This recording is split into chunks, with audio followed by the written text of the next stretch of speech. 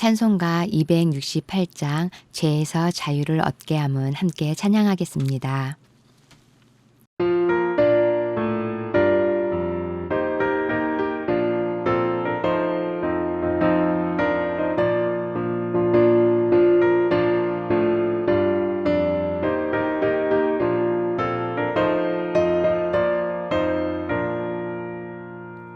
죄에서 자유를 얻게 함은 보혈에는요 주의 보혈 시험을 이기고 승리하니 참 놀라운 능력이로다.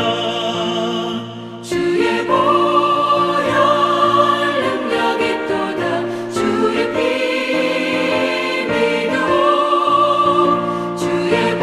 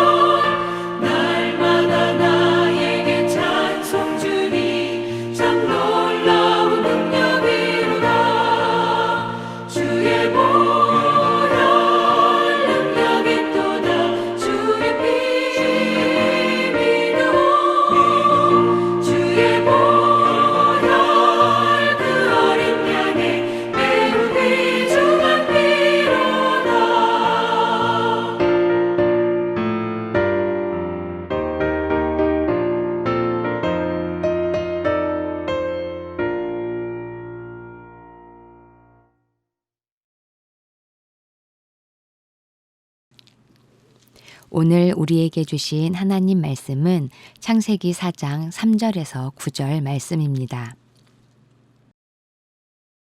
7절 말씀 함께 읽겠습니다. 내가 선을 행하면 어찌 낯을 들지 못하겠느냐. 선을 행하지 아니하면 죄가 문에 엎드려 있느니라. 죄가 너를 원하나 너는 죄를 다스릴지니라. 아멘. 하나님의 말씀입니다. 하나님의 은혜 감사합니다. 아직도 미움에 사로잡혀 있습니까? 오늘 본문은 인간 사회에서 일어난 최초의 살인사건을 기록하고 있습니다. 에덴 동산에서 쫓겨난 아담과 하와는 가인과 아벨을 낳았습니다. 그런데 가인은 하나님께서 자신의 재물은 받지 않고 동생의 재물만 받으신 것에 격분해 아벨을 돌로 쳐 죽이고 말았습니다. 가인이 동생을 살인하게 된 근본적인 동기는 하나님에 대한 불신 때문이었습니다. 이는 가인의 반응에서 알 수 있습니다. 가인은 제사가 받아들여지지 않자 잘못을 깨닫고 회개하기는커녕 오히려 분을 내며 아벨을 미워했습니다. 하나님께 대한 가인의 불신앙을 확인할 수 있습니다.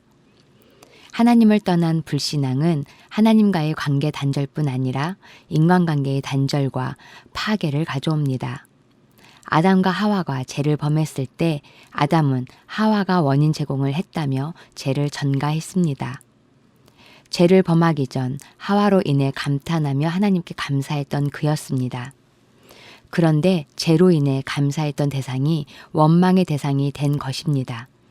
아담의 두 아들 간에 있었던 살인사건도 죄로 인한 인간관계의 파괴를 보여줍니다. 죄로 인한 관계의 파괴 현상은 오늘날에도 심각하게 나타나고 있습니다. 부모와 자식, 부부지간, 형제지간에 다투고 반목하는 일들이 빈번하게 일어나고 있습니다. 사랑하고 품어주고 섬겨야 할 인간관계가 두려움과 경계의 관계로 바뀐 것입니다. 이러한 관계 단절을 회복하는 길은 무엇일까요? 예수 그리스도의 구속의 은총은 하나님과 인간의 관계만이 아니라 인간과 인간의 관계 역시 회복시켰습니다. 그래서 그리스도의 새 계명이 서로 사랑하라는 것입니다. 인간과 하나님의 관계 회복은 곧 인간 상호 간의 관계 회복으로 나타나야 하기 때문입니다. 아직도 누군가에 대한 미움과 시기에 사로잡혀 있습니까? 이는 온전한 그리스도인이 되지 못한 까닭입니다. 예수님은 깨진 관계를 회복시키기 위해 이 땅에 오셨고 친히 화목제물이 되셨습니다. 예수님을 영접하고 십자가 보혈로 거듭난 그리스도인이라면 죄의 권세에 붙잡혀 있거나 끌려다녀서는 안 됩니다. 우리는 예수님의 십자가 은총과 능력으로 죄에 대해서 승리한 사람들입니다. 육신적 자아, 죄된 자아는 십자가에 못 박고 예수의 마음, 예수의 시선, 예수의 정신으로 거듭나 선으로 악을 이기는 성도들이 되기를 바랍니다. 아직까지 해결하지 못한 관계의 단절은 어떤 것입니까? 다 함께 기도하겠습니다. 첫째, 코로나19의 종식을 위해 코로나19로 흐트러졌던 우리의 삶이 하나님의 은혜로 질서를 잡아갈 수 있도록 생명의 소중함을 알고 백신 개발이 생명을 살리는 곳에만 사용되도록. 둘째, 민족의 평화 통일을 위해 남북 간의 대화가 하나님의 인도하심으로 진행되어지도록 북한에 예수님의 사랑이 전해지고 복음으로 변화되도록. 셋째, 해피칸타타 생명플러스 111을 위해 새신 공동체가 예수님의 사랑을 태신자들에게 전하기 위해 기도하고 실천할 수 있도록 예수님을 닮기 위한 삶을 이루는 새신 공동체가 되도록 함께 기도한 후 제가 마침 기도하겠습니다.